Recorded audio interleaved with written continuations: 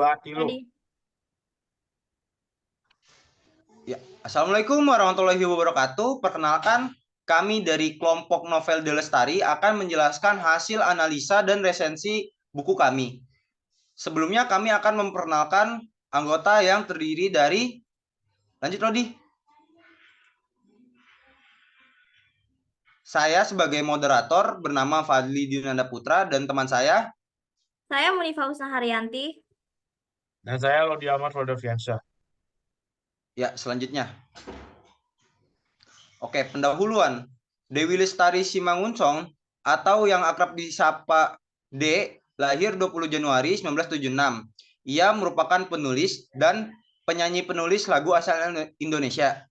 D pertama kali dikenal masyarakat sebagai anggota trio vokal Rida Sita Dewi. Ia merupakan alumnus SMA Negeri 2 Bandung dan alumnus jurusan Ilmu Hubungan Internasional Universitas Parahyangan. Sejak menerbitkan novel Supernova yang populer pada tahun 2001, ia dikenal oleh masyarakat luas sebagai seorang novelis. Sebelum Supernova keluar, tak banyak orang yang tahu kalau D telah sering menulis. Tulisan D pernah dimuat di berbagai media. Salah satu cerpennya berjudul Sikat Gigi. Pernah dimuat di Buletin Seni Terbitan Bandung, yaitu Jendela Newsletter sebagai media berbasis budaya yang independen dan berskala kecil untuk kalangan sendiri. Tahun 1993, ia mengirim tulisan berjudul Ekspresi ke majalah Gadis yang saat itu sedang mengadakan lomba menulis, di mana ia berhasil mendapat hadiah juara pertama. 3 tahun berikutnya, ia menulis cerita bersambung berjudul Rico Del Coro yang dimuat di majalah mode. Bahkan ketika masih menjadi siswa SMU 2 Bandung, ia pernah menulis sendiri 15 karangan untuk buletin sekolah. Selanjutnya,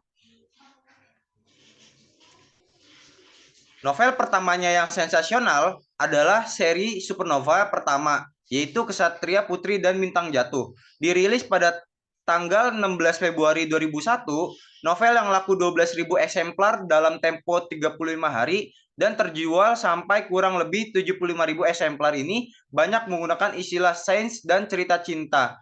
Bulan Maret 2002, dia meluncurkan Supernova 1 edisi bahasa Inggris untuk menembus pasar internasional dengan menggait Harry Eveling, ahlinya dalam urusan menerjemahkan karya sastra Indonesia ke bahasa Inggris.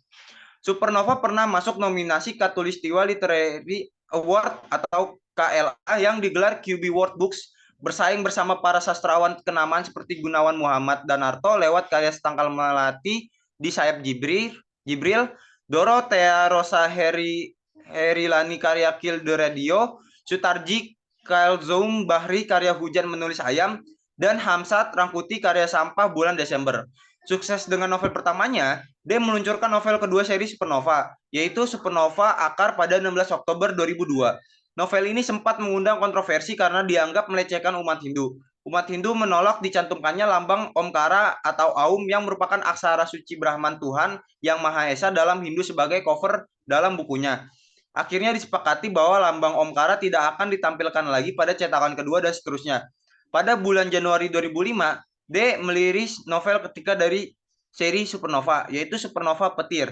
Kisah di novel ini masih terkait dengan 2 novel sebelumnya. Hanya saja ia memasukkan 4 tokoh baru dalam Petir. Salah satunya adalah Elektra, tokoh sentral yang ada di novel tersebut. Selanjutnya adalah Intelijensi Embun Pagi. Isi buku. Buku ini diawali dengan puisi yang ada di setiap serinya. Puisi yang awalnya milik masing-masing dari buku dalam seri sebelumnya menjadi satu kesatuan yang utuh dalam buku ini. Puisi ini menjadi salah satu karya yang indah jika dinikmati secara perlahan dan ternyata bermakna dalam ketika dibaca berulang. Hal ini pula yang menjadi salah satu kelebihan De Lestari dalam membuat sebuah novel. Keping demi keping disatukan dalam buku ini. Perjalanan seorang Gio Alvarado dalam mencari Diva Anastasia, seorang Bodi Leong dengan kode akan bertemu Elektra Wijaya dengan kode petir, keingintahuan Alfa Sagala yaitu gelombang pada misteri tidurnya, hingga terakhir pencarian lama Zara Hamala partikel untuk mencari ayahnya yang bernama Firas. Tak hanya sampai di situ, buku ini pula yang menjelaskan hal-hal menggantung dalam buku sebelumnya, melanjutkan arti sebenarnya dari tugas peretas, infiltran, dan sarfara, apa yang terjadi sebenarnya pada mereka semua, hingga proses terjadinya supernova dan mengorbankan satu nyawa, hal yang sangat menguras emosi pembaca. Selanjutnya, selanjutnya adalah kelebihan dan kekurangan buku Intelijensi Embun Pagi. Di sisi lain, buku ini terdapat kurangan, yaitu bagi pembaca yang mungkin asing terhadap pembendaharaan kata yang dipakai oleh Delestari, akan menjadi tantangan dalam membaca. Kemajuban buku ini juga terjadi akibat kumpulan akhir cerita dari buku-buku sebelumnya, mengharuskan setiap pembaca untuk membaca buku seri pertama hingga kelima agar mengetahui alur lebih pasti dari buku Intelijensi Embun Pagi. Hal ini yang mungkin menjadi kekurangan dalam buku serial Supernova yang ditulis oleh Delestari. Namun di sisi lain, buku ini terdapat banyak kelebihan. Delestari membuat buku ini tidak sembarang. Ia mencari tahu terlebih dahulu sebuah informasi yang akan ia beberkan. Buku ini walaupun menggunakan bahasa asing tetap menggunakan footnote untuk diterjemahkan. Selain itu, ia akan memakai footnote untuk informasi lainnya dan memakai glosarium sebagai penjelasan kata-kata yang ada di dalam bukunya. Selanjutnya,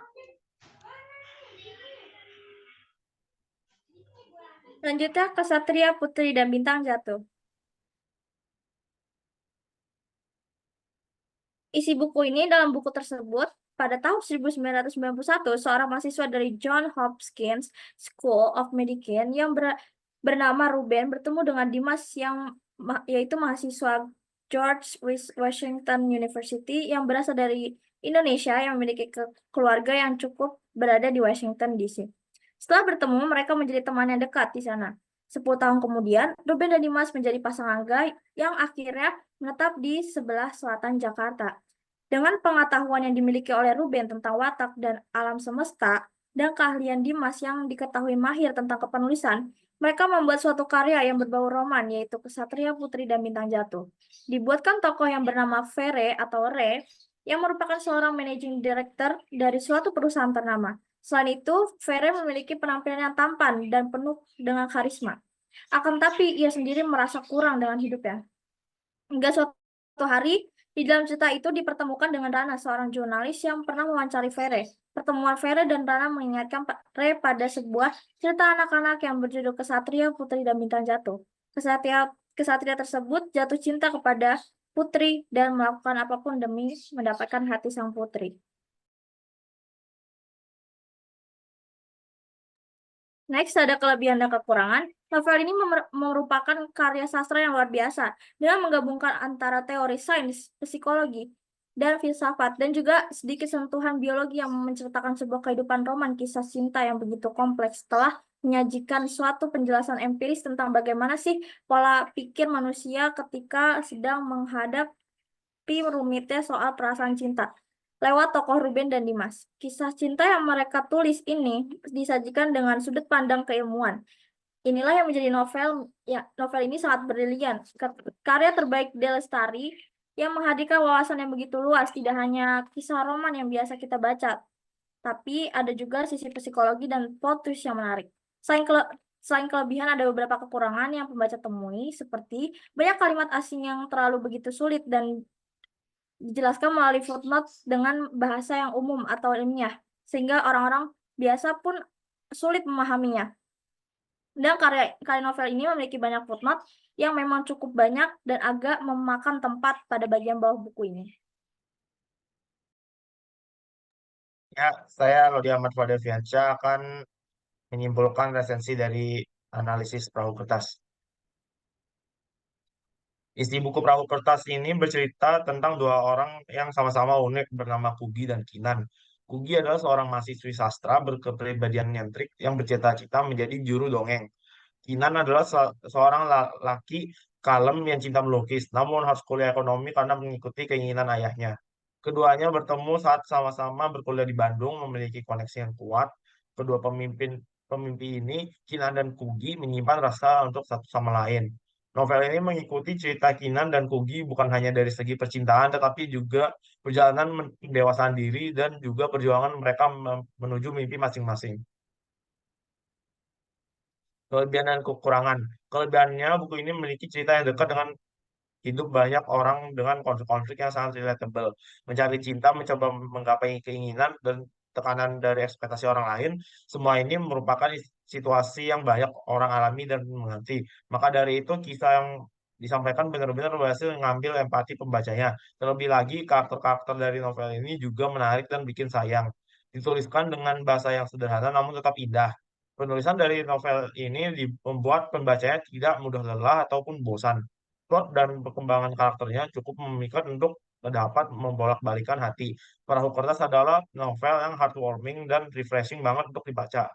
Kelemahannya, di balik keunggulan suatu karya sastra novel, tentu tak ada kelemahannya. Akan tetapi apabila ada kelemahan di dalamnya, bukan berarti novel tersebut tidak bagus dan tidak layak baca. Hal itu melainkan sebagai bagian dari saran dan masukan para pembaca untuk penulis agar karya-karyanya menjadi lebih baik di kemudian hari. Kelemahannya itu dalam cerita ini adalah terletak pada latar yang kerap sekali berubah dan berpindah. Barangkali di sebagian pembaca, hal itu akan membuat bingung dan memahami latar tempat yang ada di dialog-dialog para tokoh. Terkecuali latar tempat yang sudah dijelaskan pada alur cerita. Hal tersebut diperlukan konsentrasi tinggi dan pemahaman oleh para pembacanya untuk mengidentifikasi latar tempat dalam cerita.